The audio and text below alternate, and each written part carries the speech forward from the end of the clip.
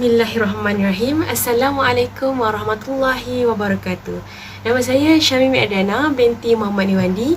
Hari ini saya akan membentangkan tugasan 2 pembentangan rancangan pengajaran harian bagi subjek kod PRKA 3012. Baiklah, sebelum saya memulakan pembentangan rancangan pengajaran harian pendidikan seni visual tahun 3, saya ingin membuat penghargaan kepada Dr. Nur Juliana dan Puan Rasyihah, pensyarah-pensyarah saya, kerana membantu dalam penyiapan tugasan 2 pada kali ini. Baik, seperti dapat dilihat, ini adalah isi kandungan pembentangan pada hari ini. Pertama sekali, profil pengajaran. Kedua, objektif. Ketiga, kita akan pergi kepada persepsi estetik, aplikasi seni, ekspresi kreatif, apresiasi seni dan rumusan akhir sekali. Baiklah, mari kita pergi pada topik yang pertama, iaitu profil pengajaran.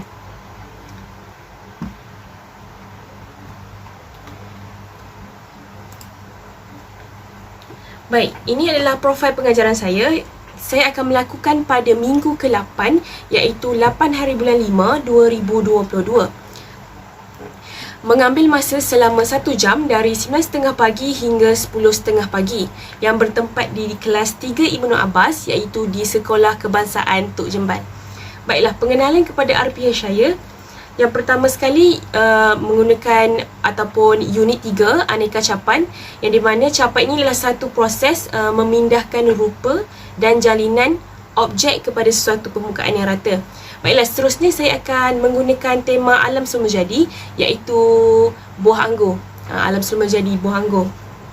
Seterusnya, capan dalam bidang kedua, iaitu membuat corak dan rekaan.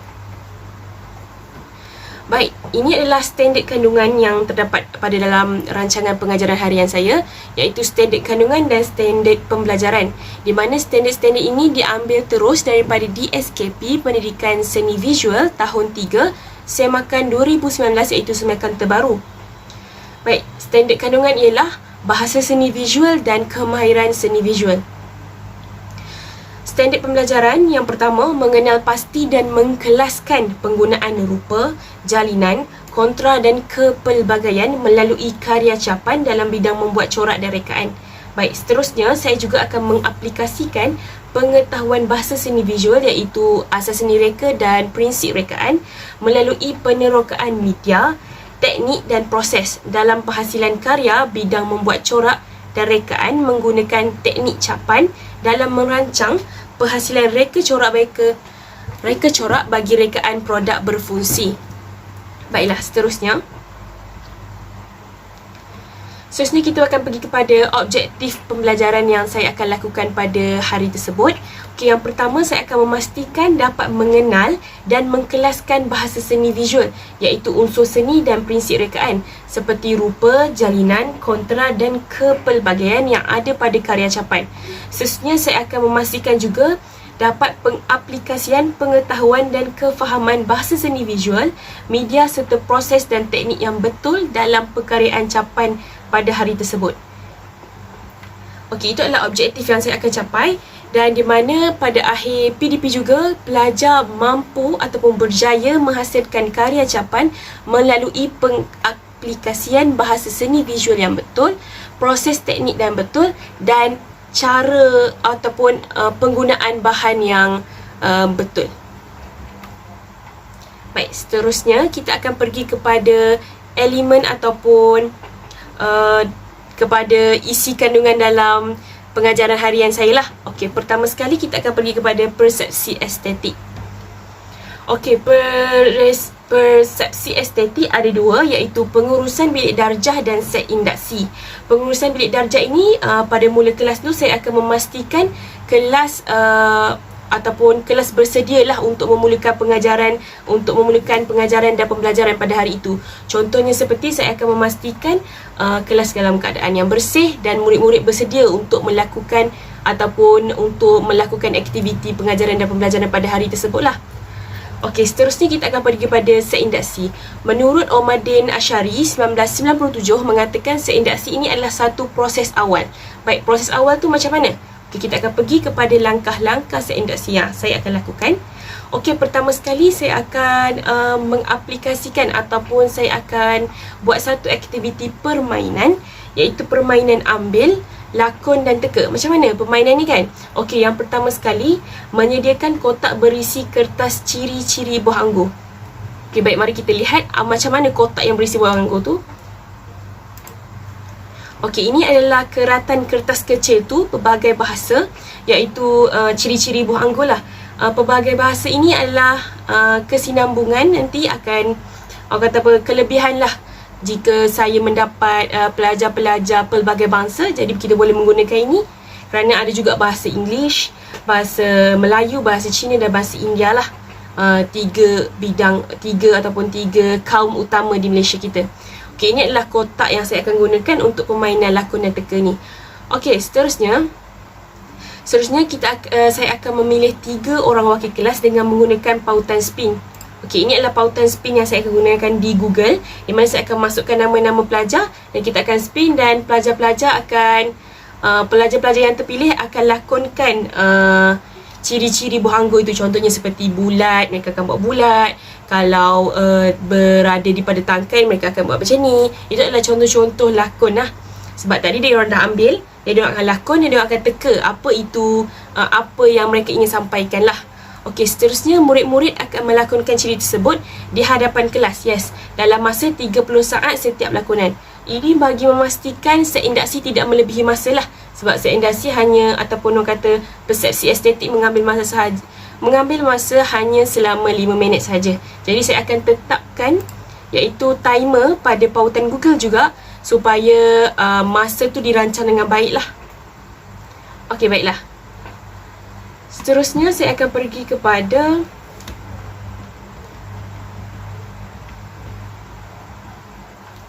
seterusnya selepas permainan lakon dan teka, saya akan membuka lagu untuk nyanyian video lagu Buah Anggur yang berdurasi 1 minit 30 saat.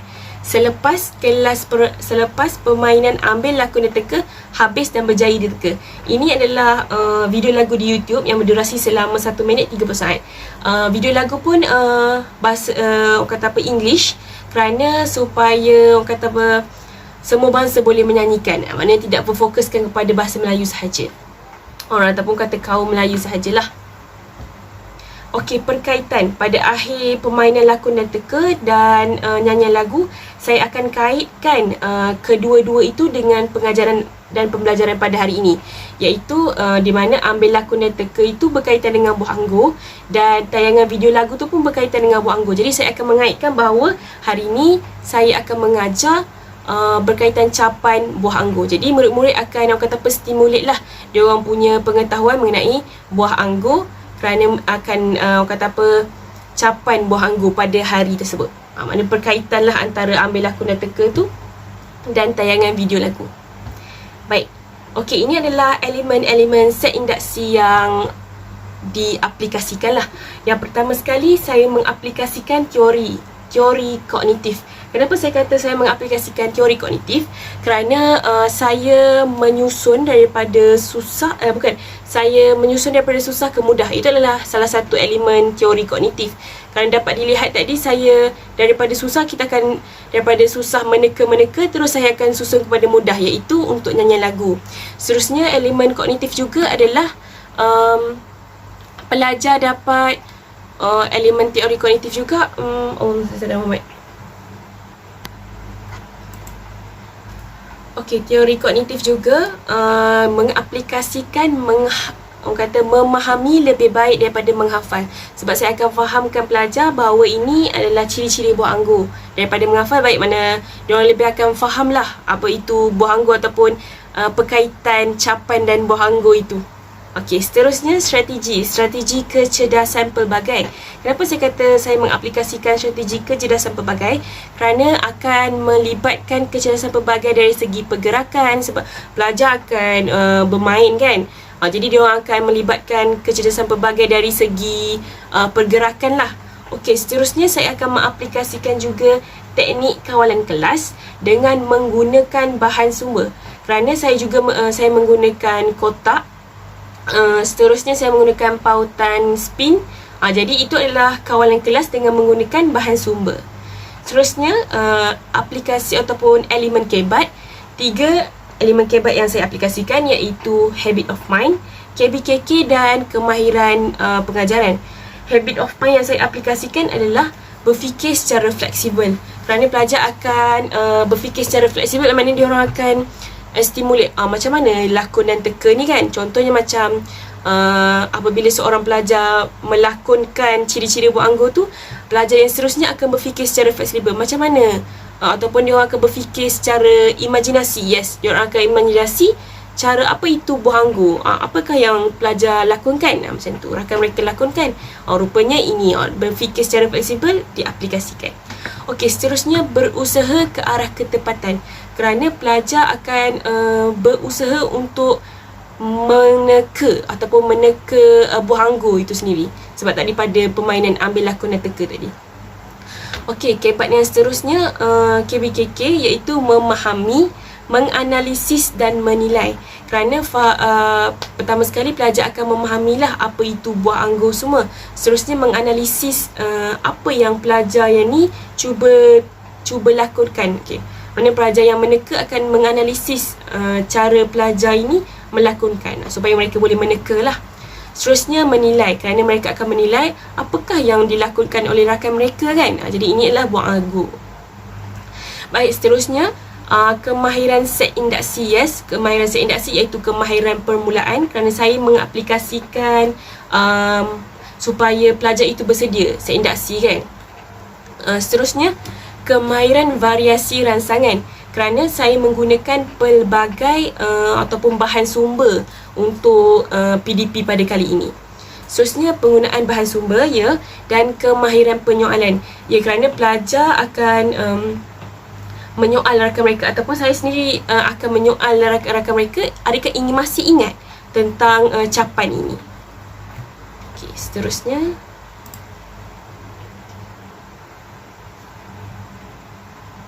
seterusnya kita akan pergi kepada aplikasi seni.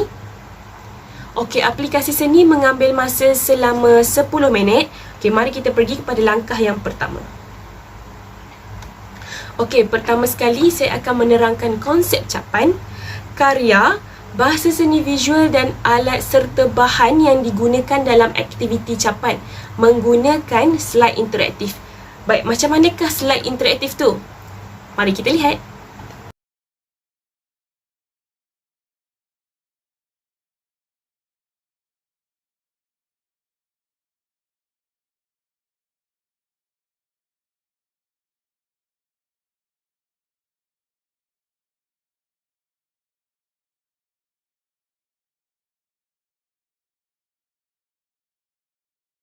Seterusnya, okey, yang seterusnya, langkah kedua, saya akan mempersembahkan demonstrasi ataupun video proses pelaksanaan capan buah anggur itu di laman YouTube lah. Okey, di mana saya seterusnya menyatakan tata cara penggunaan media bagi langkah keselamatan. Di mana saya akan mengatakan penggunaan, contohnya sebab saya akan menggunakan butang, jadi saya akan mengatakan pada pelajar, hati-hati menggunakan butang tu, janganlah tertelan atau janganlah buat aksi-aksi yang tidak sepatutnya lah. Saya akan mengatakan gitu kepada pelajar dan untuk tata cara keselamatan. Seterusnya ataupun akhir sekali, meminta murid meneroka media untuk menghasilkan capan. Ini akan masuk kepada seterusnya iaitu ekspresif kreatif, ekspresi seni pelajar lah, di mana murid sendiri akan meneroka bahan bagi menghasilkan aktiviti capan. Okey, baiklah, seterusnya. Okey, ini adalah elemen-elemen dalam aplikasi seni. Okey, yang pertama teori-teori kognitif. Kenapa saya kata kognitif? Sebab saya juga menyusun daripada susah kepada mudah, dan saya juga mengaplikasikan elemen memahami lebih baik daripada menghafal. Kerana saya akan menggunakan slide interaktif, jadi pelajar akan lebih mudah faham daripada mengingati. Okey, seterusnya strategi kemahiran berfikir. Yes, pelajar akan berfikir apakah itu capan dan mereka akan aplikasikan untuk penghasilan karya capan sebentar lagi. Okey, seterusnya teknik saya adalah teknik kawalan kelas dengan menggunakan bahan sumber, iaitu saya menggunakan slide interaktif. Jadi apabila saya menggunakan slide interaktif, pelajar akan lebih fokuslah pada saya punya kelas pada hari itu. Okey, kehebat saya adalah saya menggunakan peta editing, iaitu peta buih dalam menerangkan, orang kata apa, saya menerangkan alat dan bahan menggunakan peta buih. Seterusnya, habit of mind pelajar adalah belajar tekun. Ya, kerana pelajar akan faham apa saya akan belajar, saya akan ajar kerana saya menggunakan slide interaktif. Seterusnya, mendengar dengan pemahaman dan empati. Yes, pelajar akan faham ataupun dengar dengan pemahaman. Seterusnya, mengaplikasikan pengetahuan masa lalu untuk situasi baru. Kerana saya akan mengatakan kepada pelajar,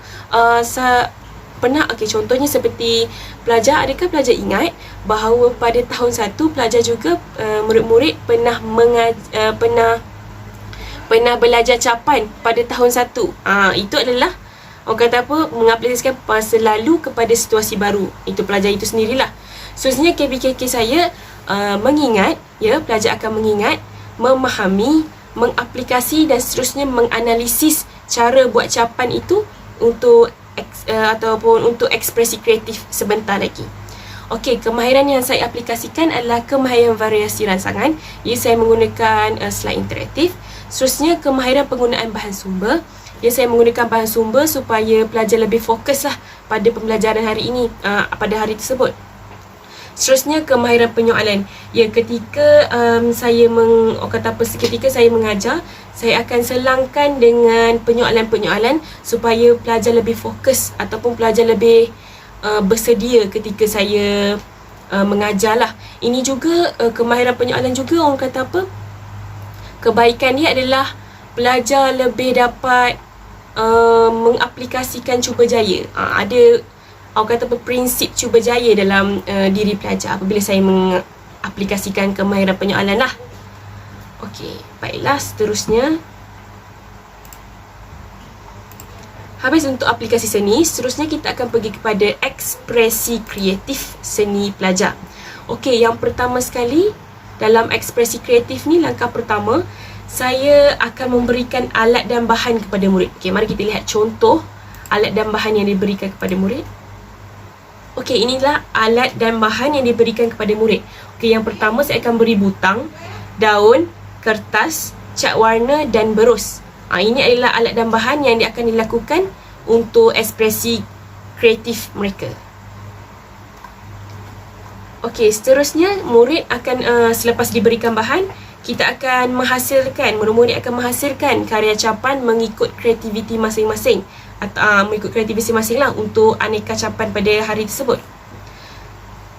Seterusnya, ketika murid-murid melakukan karya capan, saya akan mendengar ataupun saya akan menayangkan muzik video yang santai selama 30 minit lah, sebab ekspresi kreatif 30 minit. Dan pada lagu tersebut juga ada timer 30 minit. Okay, mari kita lihat contoh contoh video yang mengandungi timer. Ting.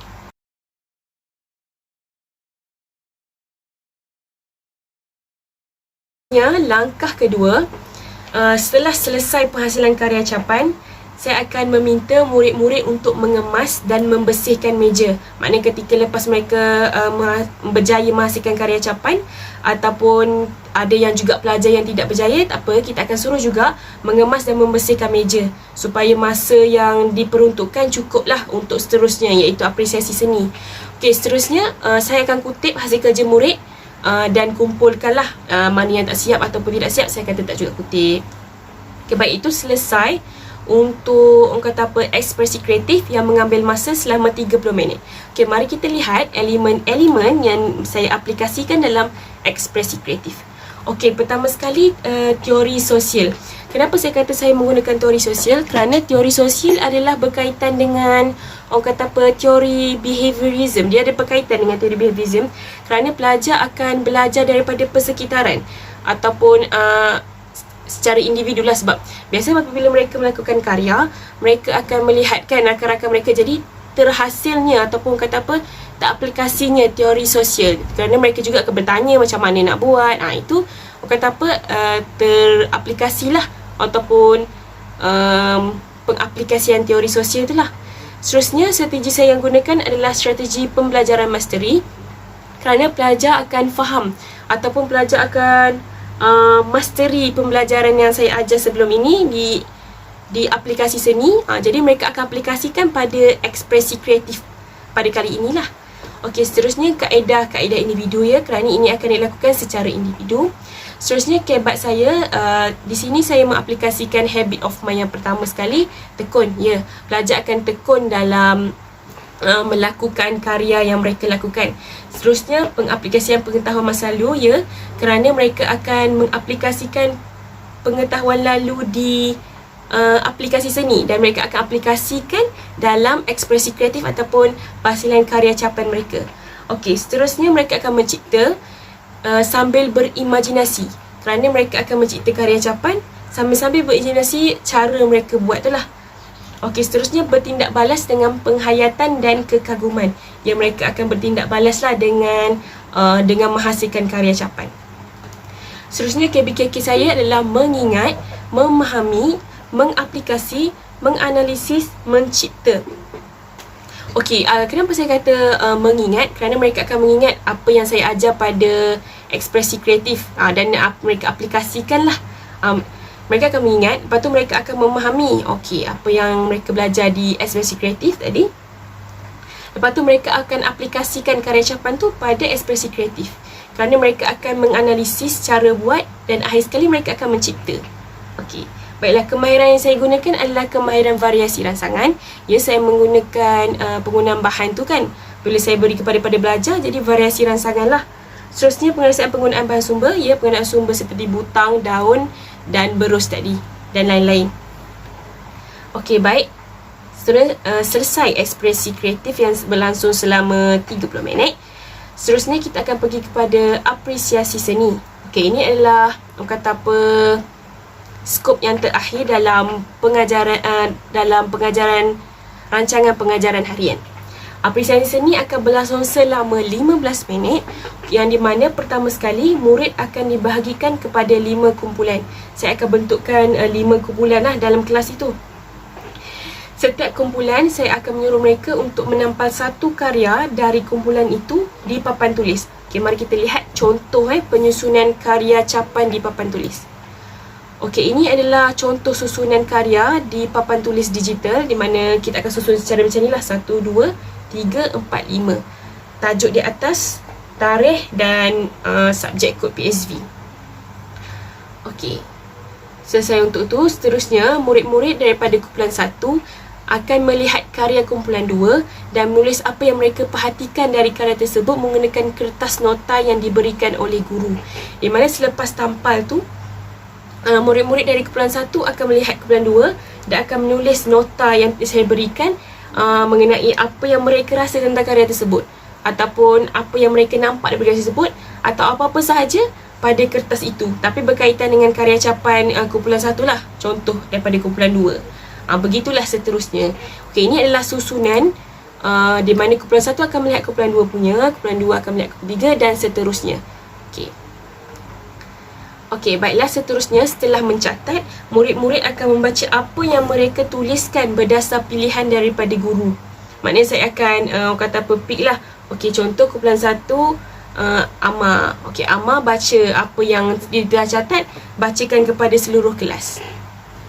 Okey, setelah mereka membaca itu, pada contohnya kumpulan 1 membaca kumpulan 2 punya, selepas mereka membaca daripada apa yang mereka catat, mereka akan memberi markah per 10 kepada karya yang mereka apresiasikan tersebut.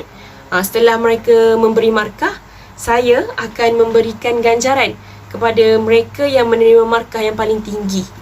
Itu adalah selesai untuk apresiasi seni.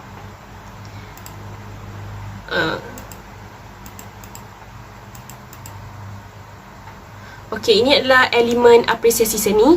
Okey, elemen yang pertama ialah teori konstruktivism, kerana mengaplikasikan aktiviti sosial dan aktiviti pergerakan. Okey, di mana aktiviti konstruktivism ni mengaplikasikan sosial dan bahasa. Sebab apa? sosial tu mereka akan bertanya kepada guru, bukan, mereka akan pergi daripada karya ke karya. Mereka akan orang kata bersosial lah dengan rakan-rakan mereka kan. Okey, seterusnya bahasa, kerana mereka akan orang kata menyatakan apa yang mereka rasa daripada tu dan meluahkan kepada semua kelas kan. Sebab mereka akan mencatatkan apresiasi seni karya setiap satu tu, dan mereka akan orang kata mengaplikasikanlah bahasa. Jadi berjayalah teori konstruktivism diaplikasikan. Seterusnya, strategi kecerdasan pelbagai kerana melibatkan juga pergerakan ataupun pergerakan dan melibatkan pergerakan. Okey, seterusnya teknik tindak balas, teknik tunjuk ajar dan teknik penutup. Kerana pelajar akan bertindak balas lah dengan apa yang mereka belajar hari ini, dengan contohnya tindak balas mereka dari segi pemahaman karya capan tu. Mana mereka tahu okey, ini adalah jalinan, ini adalah warna. Setelah saya mengajar daripada ekspresi kreatif, aplikasi seni tadi, saya mengajar tentang bahasa seni visual kan. Okey, seterusnya teknik tunjuk ajar ya. Saya akan menunjuk ajarlah cara-cara orang kata contoh kalau ada pelajar yang kurang sedikit mahir tentang apresiasi seni, saya akan tunjuk ajar kepada mereka. Dan teknik penutup lah untuk sesuai pada apresiasi seni ni, di mana saya akan melaksanakan penutup sosial dan penutup kognitif. Penutup sosial adalah kerana saya akan memberi tindak balas ataupun peneguhan lah kepada pelajar. Mana pelajar yang berjaya, tahniah. Pada pelajar yang tidak berjaya, kita akan kata kepada mereka, ataupun murid yang tidak berjaya, kita akan kepada mereka tidak apa, cuba lagi, begitu. Seterusnya, kebat habit of mind. Yang pertama sekali, pelajar mendengar dengan pemahaman empati. Sebab mereka akan mendengar apa yang dibacakan oleh rakan mereka di hadapan kelas dengan empati ataupun dengan sifat ingin tahulah, ataupun sifat mendengar dengan empati itulah. Okey, seterusnya berfikir secara fleksibel.